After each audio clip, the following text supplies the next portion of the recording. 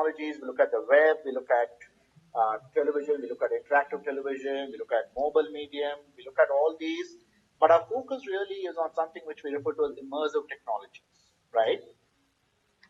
Technologies, we look at virtual reality, augmented reality to some extent, and also like a combination of the mixture of the two.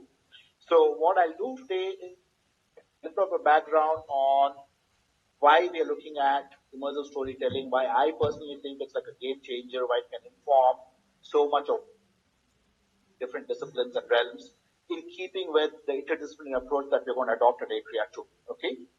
So the question that comes up is, if we want to use storytelling for social good, we want to use technology for social good. So the question that comes up is, what the hell do we mean by social good, right? So this is something which, so we said, let's simplify this as much as we can. So I take my cues for social good from the United Nations Sustainable Goals Program.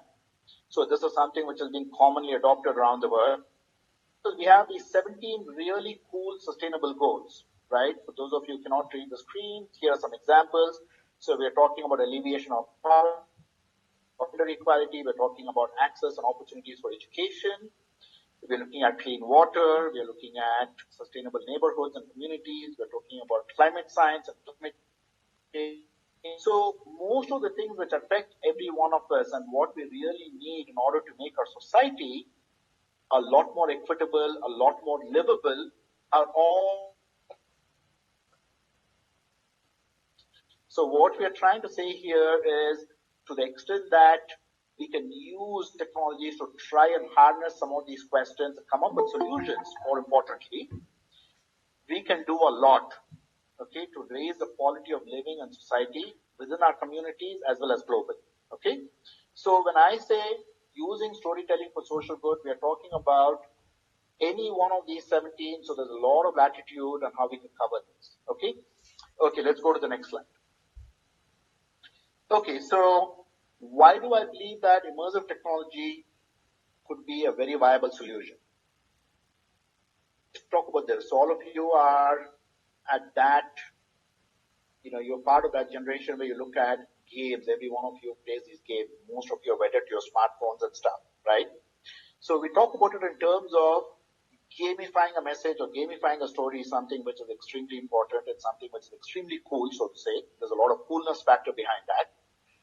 But you really cannot put someone in the perspective of the other. So we talk about it in terms of the huge advantage which virtual reality brings to the table is that it can combine some of the fun elements of gamification, and it also is something which now become as scalable as games, for example. But it's also something which is truly immersive. What do I mean by immersive? I'll give you a chance to ask me questions later on. But by true immersion, I'm talking about the fact that you can easily slip into the shoes of the other.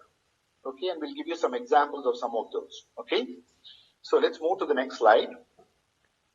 Perfect. So this is, I've explicated what really we mean by virtual reality, why we think this is such a game changer. So this is a recent publication that's just out in press. In fact, it just come out, in fact, with a colleague of mine at Stanford. So we spoke about what makes virtual reality such a game changer, even in the context of other technologies. So I talk about this in terms of the 4 I's. So the first I, it's all about immersion, right? In other words, we are saying that watching a television program, for example, is not very immersive. You might be really, really entranced when you're playing a video game. It's still not very immersive. With virtual reality, it's truly immersive. In other words, what happens is it's virtual reality, right? So the world around you gets completely altered to the machine-driven world. That's what we're really talking about. So you might be the most empathic, the kindest, nicest person. But if I ask you to slip into the shoes of something which you cannot possibly experience, it's very difficult for you to actually figure that out. If I ask you to think about, imagine what it must be like to be in the shoes of someone who's homeless, right? You might be a very nice, humane, kind person, but because that's not something which most of us have experienced, at least in this audience, you not really know the trials and tribulations that that person goes through. Imagine if I tell you Imagine the trials and tribulations that someone who's suffering from schizophrenia goes through. Now, you might try your very best to try and think about all the voices in the head, all the different things that are going on. But because you do not suffer from schizophrenia per se, it's very difficult for you to actually figure out what exactly that person is going through. Similarly, imagine if I told you, here is the perspective of a smoker, here is what a smoker is going through every time he or she smokes. If you're not a smoker, that's something which you'll find very, very difficult to put in that person's shoes. So here we are talking about how you can truly assume the perspective of the other person by creating a computer-driven program which immerses you inside that shoe. Okay? So that's why we talk about how it all starts with the idea of immersion. Now, the question which every one of you might ask is, why is immersion so important? Immersion is so important because, to reiterate what I just said, it allows us to assume the perspective of the other. So you as a non-smoker are in the perspective of someone who's a smoker. You who have always been very comfortable, okay, by the grace of God and everybody else, you always had a lovely home and shelter and food and whatnot. You actually are in the position of someone who's barely able to make ends meet, who doesn't have a roof over their head. Okay? So that's the importance of perspective taking. So immersion leads to perspective taking. Now the question which comes up is, so what? Why is perspective taking important? Perspective taking is important because it allows us to generate empathy. So this is one of the chief reasons why virtual reality is so important, or why it's becoming so used now, why it's drawing so much attention. So both in the industry as well as in academic research, many people today refer to as virtual reality as, quote, the ultimate empathy machine. So the idea being that if you can truly experience what it must be to be the shoes of someone else whom you normally cannot, it allows you to empathize with that person or with that situation. Therefore, the idea being that you can behave in ways which are intended accordingly. Does it make sense? I'll give you some examples of some of these too. Okay. So it starts with immersion leading to perspective taking, leading to greater empathy and hopefully better behaviors. So as a result, you potentially say, wow, I know what it's like to be homeless. So let me help someone who's homeless. You experience what it must be like to go through all the health conditions which a smoker potentially does. So you might be much more receptive to a campaign which says, let's ban smoking, let's ban cigarettes, right? Imagination and impossibility, these two eyes are somewhat intertwined. In other words, we are saying that things which you cannot create in the real physical world, you can create in the virtual reality world. Okay? So things which are not possible, you can create. So in other words, we are saying that you're only bound by the limits of your imagination. You can give full rein to your creativity. Okay? The fourth eye is the eye of interactivity. Here we are saying that this is a very important eye, by the way. Okay, we've always spoken about. In this case, we are saying that interactivity is very important because we are saying that you make any change in the virtual world and you see the results of the consequences of those actions that you perform, then that helps a lot. For example, if I tell you that chopping trees, here is how it's very, very bad. If I give you the chance to chop the tree and then you see the area around that becoming very dry and then that's leading to lack of paper and other related issues, that's very, very interactive. Or look at it from another side, from a more beneficial standpoint. And I ask you to plant the seed and watch it fructify into a lovely tree with green leaves, and you see how it's helping everybody. There's a lot more oxygen. The whole environment around you is becoming cleaner. That's a very interactive example. In other words, you're performing a certain action, right?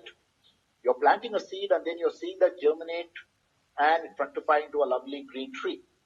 Similarly, you're chopping a tree and you're seeing all the ill effects. In other words, you're performing a certain action, you're seeing the consequences of that action.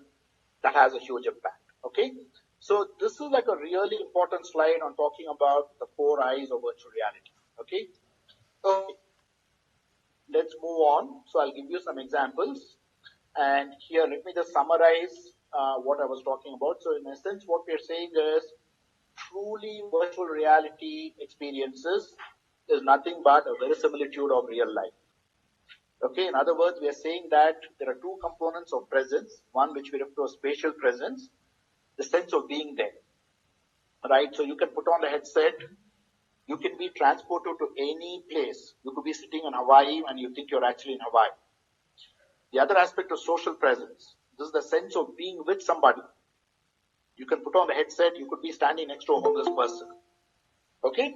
So we are saying that both spatial presence and social presence together, and when that is combined with this interactivity which I spoke to earlier, that pretty much gives you something which is like a real life experience. Okay, prospective Atria students, and I hope all of you definitely come to Atria to see that we have a lot to offer, something very unique.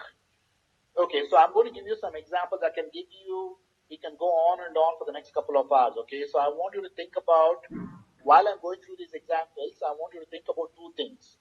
One, the actual example which I'm giving you. So these are all examples where we actually use virtual reality to alter the world around us, right? In good ways, in sustainable ways. But along with this, I also want you to think about this from a local context. Local can be either your Bangalore communities, or many of you are logging in from all over India, your local communities, or even think about this in terms of India nation building, right? So how could we harness some of these issues? How could we harness some of these amazing technologies to use this in similar ways? Okay. So here is one example, right? So eco-tourism, so including in India. So the government of Kerala has actually done some pretty good work with some of this. So here is the research question that can ask. A very simple question is, how can we use some of these principles of storytelling to enhance sustainable tourism practices? Okay. So let me give an example of something that we've actually used. So let's go to the next slide. So Palau is this amazing paradise in the Pacific. So it receives a hell of a lot of tourists for snorkeling and for scuba diving and all that. But because of all this, right, so there's been no sustainable growth in tourism. They've just been having tons and tons of visitors in recent years, especially from China and Taiwan, from what I hear. And so they're just absolutely devastating and destroying the coral reefs, right? So now the question is, what the hell do we do? How do we tackle some of this? How can we use? They've tried every type of, message solution. They've told, they've given warning. They've tried to convince the government. Nothing worked. So a colleague of mine created this beautiful experience, this coral reef experience, where you actually go down below the sea. So imagine when you put on the headset, when you go through this, you're immersed below the sea. You actually think that you're inside here, right? So let's go to the next one. Okay, and by the way, I'm just giving you a snapshot of some of these. So this is the solution, right? So notice what's happening here. They create the solution, and then they actually show this to the government policymakers, the politicians there. Now, can you believe it? Here are politicians from this country. This is one of the world's paradises for scuba diving and snorkeling. Many of them are not even experienced this themselves. The first time they actually experienced this was when this virtual reality experience was created. But when they went in, they saw the damage that was being caused to the coral reefs, to the water underneath. So what happened as a result of this? In an amazing policy platform change, the government has actually now started regulating the number of visitors who can visit, and now there are all sorts of rules and regulations. So this is something which is quite amazing, right? I mean, they've been trying this for quite some years. Many of them are not even aware of this. In other words, there was no empathy happening. There was no empathy happening at so many levels, especially at the level of government policymakers. Imagine our politicians, our ministers, right? So this is what happens. So this is like a great example to showcase how using an immersive technology solution here, right, you're able to come up with a very clear policy change implication here. This rarely happens with any other technology. Okay, let's move on to the next one. So here's another way, right? So what I'm trying to showcase here is the vast different ways, right? The many different areas, the many different disciplines and sub-disciplines where virtual reality and immersive technology, for example, has an impact, right? So think about it in terms of what we're building at Atria. So if you think about some of the tracks, we're looking at renewable energy. So that's something which was useful for the first one. So this is something which would come up very well under the sustainable health and life sciences, right?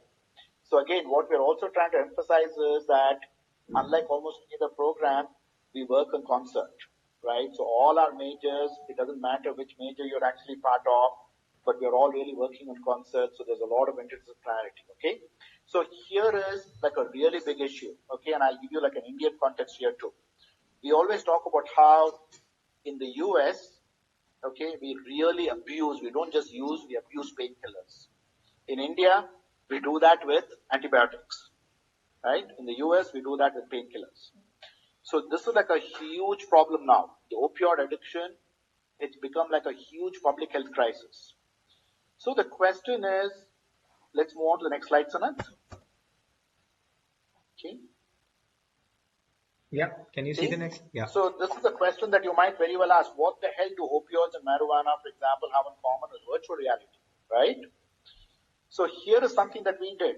Let's move to the next slide. So in my lab, we created a very nice simulation, right?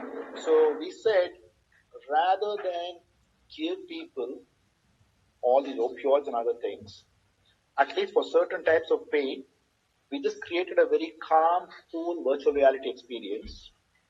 And then we found that people's pain resilience was actually so much better, so much stronger as a result of using this. Now, this is truly amazing. Now, I want you to think about it in terms of the many ways in which it can be used in our country, especially with virtual reality technology becoming more and more scalable, right? So imagine the number of people who find that they cannot afford to buy so many things. And also imagine the number of times when we just abuse medicines, right? We all do. Some pain we get and we say, yeah, let me take this paracetamol, let me take this, right? We take this Crozin, let's take this aspirin, okay, let's take an ibuprofen. Now, we abuse this a lot, right? It's also not very good for our body. Now, what we're saying here is this is a fantastic solution. This doesn't cost you anything. Once you've created something, you actually find that you recover faster. So these are all in some preliminary stages, so there's a ton of work to be done, but that's also what makes this platform so exciting. Okay? Okay, let's move to the next one. So, Professor, I mean, this is so interesting. I hate to time it, but I was hoping if you could wrap up in the next 5 minutes so that we have some time for Q&A. Absolutely, I'll wrap it up. Okay. I was pressing more on the front end, so I'll wrap very fast. Lovely. In the next 5 minutes, I'll finish up. Okay? Sure, sir. I'll move next. Okay, so in a nutshell, what we are trying to do here is we are using immersive technology to influence public perceptions and behaviors. Take some time to think about this because there's got so much room for so many different things in the world, in India. So think about it in terms of all the issues, right? So right now, we are seeing a storm brewing in the country, right? With all that's happening with the CAB and with NRC, right? So think about those in terms of public perceptions. Think about it in terms of how we would want to influence behaviors. Imagine the onerous task that the Indian Railways took on several years ago. Many of us thought that they'd never be able to convince people to stop smoking in public places and platforms. Right, we're doing that. So think about some of these issues. So think about how we can leverage VR. Let's move to the next slide. There's some very quick couple of examples. So this is what Bangalore could become. All of you, think about this, right? We're facing so many crises. Climate change is happening all over the place. So one of the ways in which we can raise awareness about this issue is to create like a virtual Bangalore and show what could be happening 20 years down the line, 50 years down the line, if we don't make some of these efforts to quell some of these, okay? So again, I'm giving you examples of different things. Let's go and I'm giving you examples of how that fits under the sustainable goals. If you look at 9, 11, 13, 14, 15, right, on top. Okay, let's move to the next one, Sanat. Okay. Okay, so here, what we are trying to say is, we are finding that people are not very receptive. Everybody likes sugar. Okay, sugar is good. The overconsumption of sugar is what the big problem is. That's why the issue of sugar is actually a little bit more challenging than tobacco and smoke.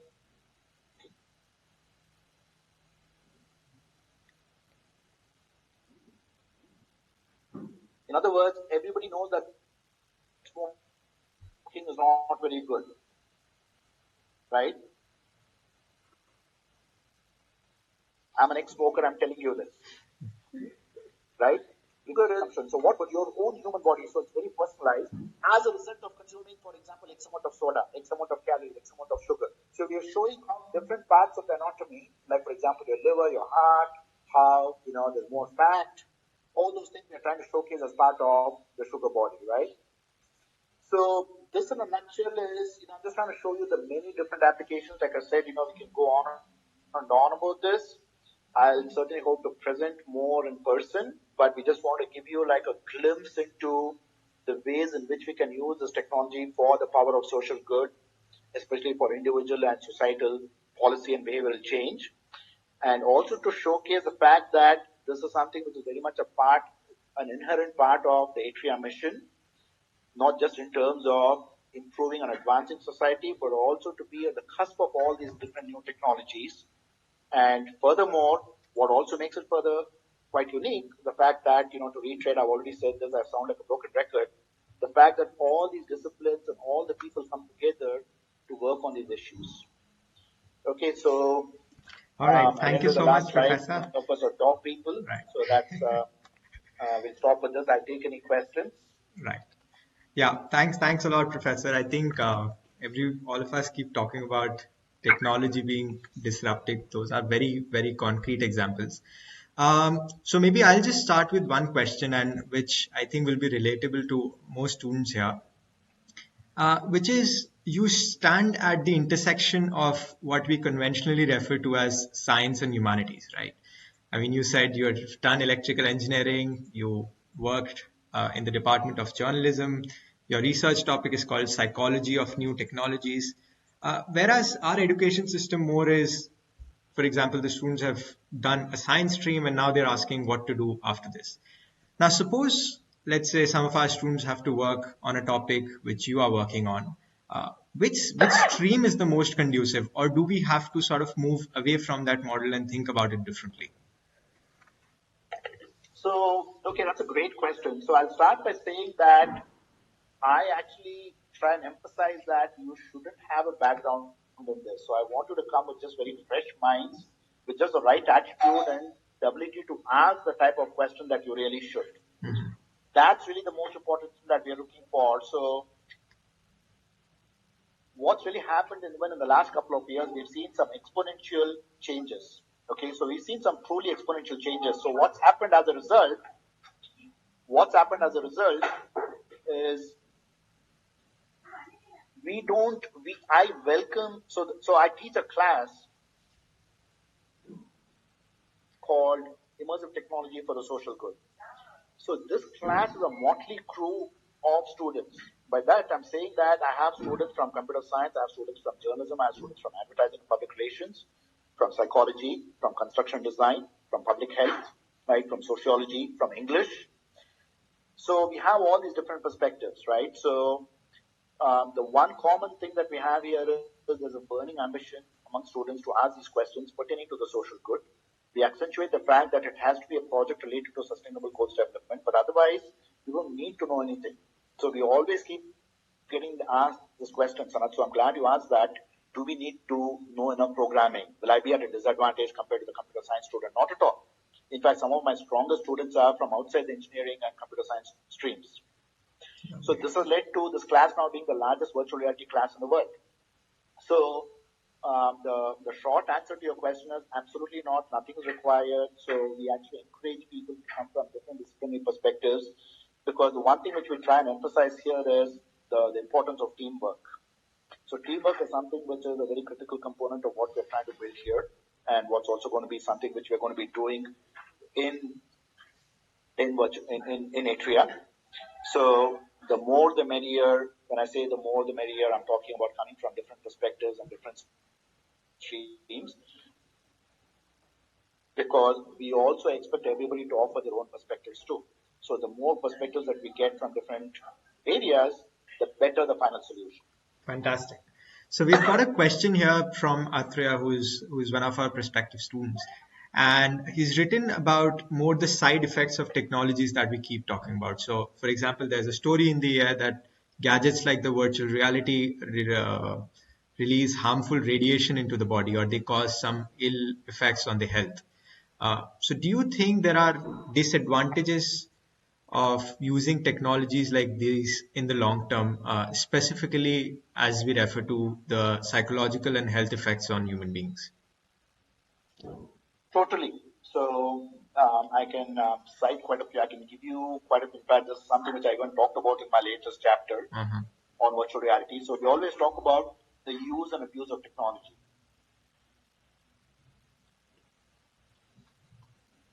right? So it's contingent. It's the ways in which technology can be used for harnessing for the power of social good, but it's also equally important for us to point out what would be some of the disadvantages, what would be some of the effects.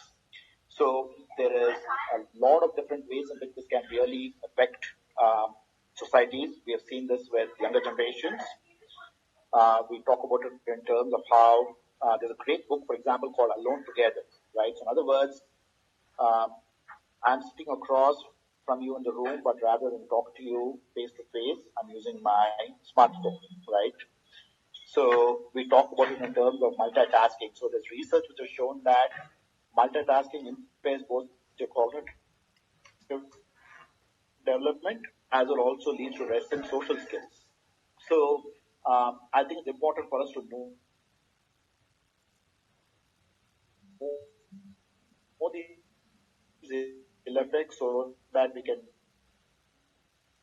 then try and educate people. And keep in mind, every time we study the technology, our goal as professors, as researchers, educators really, is to ensure that we know how to tackle some of the so-called dark side issues. Right, right. Okay, great. So just before I head with my questions, does anyone else have questions? Ayan is from my own school. Do you want to ask anything?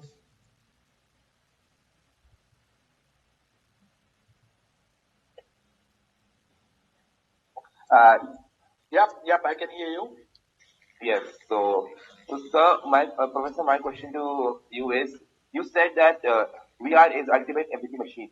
Yep. So is it possible for us to put some of the shoes of someone like totally different from them? Can you put a boy in the shoes of a girl? And I do have any question to that, sir.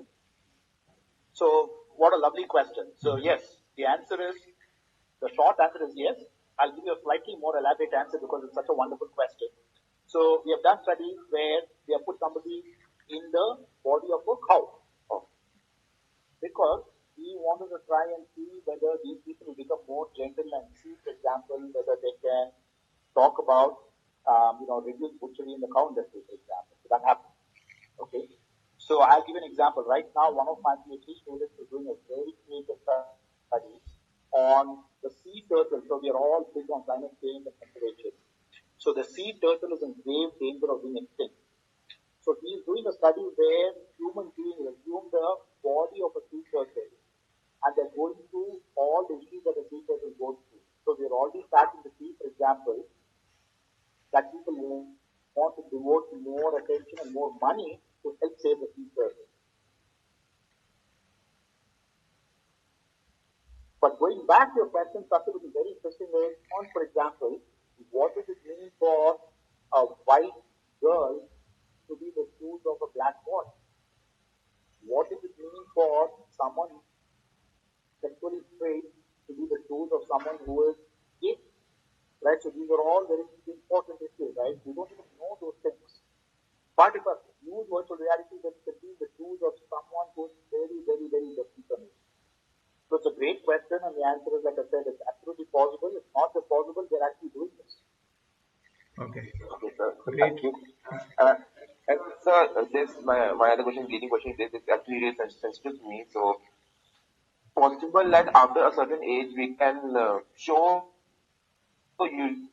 usually boys and especially boys in India how a female goes through when she's going through a molestation. Like it can potentially solve the problem which we Indians are going through right now, like Indian women especially. So you're asking a question. So it's actually a very good question. I'll tell you why it's a very good question because it's a very important social question that every one of us should be asking, especially the males in the society. It's a great question from that perspective. From a technological perspective, you are asking a question which also gets at something which I constantly keep telling people when they visit me in my lab for demos and when I keep doing these talks around the world. So people ask me, can we do this in VR? Can we do that in virtual reality? Right? So um, you can do anything in virtual reality. The question that I would always point out, right, or I always caution people in terms of telling them, think about what you would gain by creating something in virtual reality. So to the extent that your goal is to generate empathy, then yes, virtual reality is a great tool to do this. But you're talking about some issues which go beyond just virtual reality. The question that you're asking, sure, at a certain age, we can certainly talk about it in terms of all the issues that a woman is going through having to deal with this type of males, right? So we've actually spoken to several women about some of these things. They talk about it in terms of how you're walking from one destination to another 24/7. You always are looking over your shoulders to see what might be happening next. Nobody should have to live through something like that, right? So you can certainly talk about using some of those perspectives to create a very strong experience. But the question you're asking is also going beyond just using technology. You're talking about it in terms of what are the ways in which we can harness, how can we educate people about this? And I think that goes beyond just using virtual reality. Okay, fantastic question, Ayan. Quite thoughtful. So before I ask my final question, anyone else wants to ask anything? I saw a question from Pallavi, Yeah. and so that's a great question. So one great Uh-huh. application of virtual reality is in the area of mental health. So I'm Right. glad somebody asked the question. So we are we have created a project, something which I refer to as virtual verdancy. Okay, virtual verdancy means we're talking about greenery. So there's quite a bit of research which has shown that the more time you spend in green spaces, the more time you spend in nature, the better it is for your mental health, right? But think about it in terms of imagine if you're in the deserts of Rajasthan, where's your green space, right? Or imagine if you're in Alaska, where it's so cold, so much of snow and ice all the time, so where you have access to green spaces. So what we're doing is, based on some of those earlier slides which you saw, where I said that virtual reality equals real life, we are creating these experiences. We are creating these experiences using virtual reality. So you put that on, you're walking through this lovely green, lush forest and stuff. And we've already started to see some very good impacts of those. So we are seeing that people's mental health, they're becoming calmer, and their self-reports on how well they're coping with different mental health issues, their stress and anxiety is a lot higher. So great question, Pallavi. So we're doing that, but we need more. Great. Thanks. All right. So I'll just ask one more question, which I think would be relevant to students again. Is so, for example, I'm quite interested in social work, and I always thought that the technical guys would be separate. My work is different. But I think this is a classic example of how, because of technology, I may also have to reconsider the kind of work I am doing. So if technology is changing so rapidly, what kind of education our students could go through so that it remains relevant even after they graduate? Okay, so it's an excellent question. So I teach an advanced course for people from many different majors, but at the graduate level, it's called the Psychology of Human Technology Interaction. Mm-hmm. So the course motto is machines should work, humans should think. So that's what you're really getting at there. So the idea really being that we need to be abreast of technology, but we also need to be abreast of all the conceptual issues. So one of the big challenges that we face with modern education is we always jump onto the next technology and then we say, let's just teach the technology. To me, that's an absolute, it's a terrible way of teaching. So that's a terrible pedagogical tool. So I'll give you examples, right? So once upon a time, not in the recent past, several of you might have heard of Second Life. Everybody said Second Life is going to be the next revolution in technology, right? It hardly even exists, right? So there were people who said that they were spending millions and millions of dollars on Second Life and stuff. So the problem is you cannot just look at a platform and teach the platform. What you really have to do is teach a platform based on the different conceptual or theoretical principles. In other words, for example, I'll give you a very quick example, right? If I teach you the concept of interactivity, if I tell you what interactivity means, and if I ask you, if I demonstrate interactivity through or via different media, what does interactive television mean? What does interactive web mean? What does interactive VR mean? You can see the distinction between each of these technologies based on a very strong concept, namely the concept of interactivity, right? So that when a future technology comes by, something which we can't even anticipate, right? You know how to look at the technology from the perspective of interactivity. That's just one example, right? So similarly, that's why I always talk in terms of the conceptual frameworks that we use to study those technologies. Those are somewhat stable. Of course, with each technology, you can also see some changes in the line of thinking. But we can never teach the technology by itself, right? So that's why it's not just a very hands-on approach, but you also talk about it in terms of using a conceptual framework in order to teach that. Does that answer your question somewhat, Sanat? Yeah, it does. Okay, Okay. I think we're out of time. So if you want to make any final remarks, and after that we can wrap up. No, I mean, no final remarks per se. Unless Shaim would like to say something. It's Right. mainly, I mean, it's a very exciting time to, for anybody who's interested in technology and education. Right. And no, Pallavi, I don't think it will take millions of years. If you think it takes millions of years, then I think you should just join Atria and you'll see how we will get there a lot faster. So, yeah, so don't worry about that. So,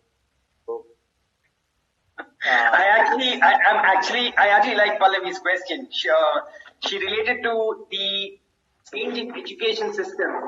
Education system is changing. She's trying to draw parallels on how technology will change.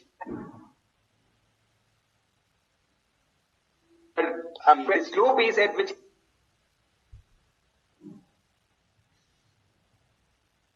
Shaim, I lost you. At Atria, we actually want to change the way higher education is done. And the idea is to get ahead of the curve. So I think as far as I understand, Pallavi's question was, is it going to take some time? And Shahim is saying, no, look, with this kind of education, we in fact want to be in the future. So Professor Shri, any comments on that? I lost Shaim's reply. Can you just repeat that, please? So as far as I understand, Shahim is basically saying we need an education, in fact, which is not just waiting for things to happen, where we are ahead of our times and being able to think backwards to see how we can prepare for it. Yeah, so I'll just add to that. So Shaim is spot on there. So, Right. I mean, think about it in terms of, see, here's a very peculiar thing, Pallavi. So there's something which several of us have spoken about that. We all know that we are among the smartest people in the world, right? But there's something that happens, we are unable to produce great original research in India.